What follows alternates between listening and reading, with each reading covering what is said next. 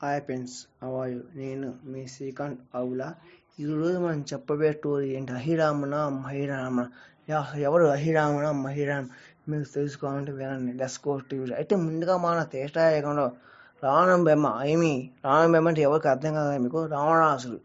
అదే మన చిత్రదేవి లంకారాజ్యానికి తీసుకెళ్ళిన వాడే ఈ రావణాసుడు. మేనమామే వీడు అహిరామణ మహిరామ వారి పేరు. వీళ్ళు ఎక్కడ ఉంటారంటే పాతాళలోకంలో ఉంటారు. అయితే వీళ్ళు పాతాళలోకం అనుకుంటా వాళ్ళ దేశానికి రాజు కాబట్టి వాళ్ళు అక్కడ ఉంటారు. అయితే ఒక సమ్మట వానర సైన్యం మొత్తం మరియు రామాయణ కలిసి లంక మీద దాచేసి సీతాదేవి కోసం అక్కడ లంకారాజ సైనికం మొత్తం చంపుతారు. ఆ విషయాన్ని తెలుసుకుని రావణాసుడు రామ సైన్యాన్ని ఎదిరించవలేక తన మేనమామైన అహిరామును మహిరామును కలిసి ఈ రకంగా రామ సైన్యం వచ్చి మన సైనిక మొత్తం చంపారు. మీ సహాయం నాకు కావాలి.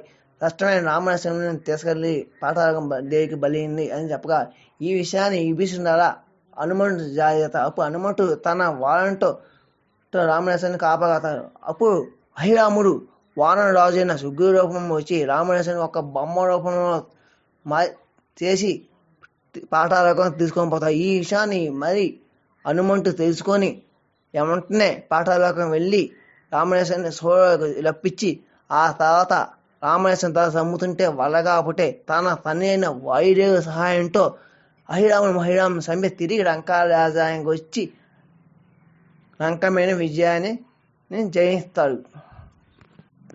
ఆ తర్వాత అయోధ్యకి తిరిగి వెళ్ళిపోతాడు.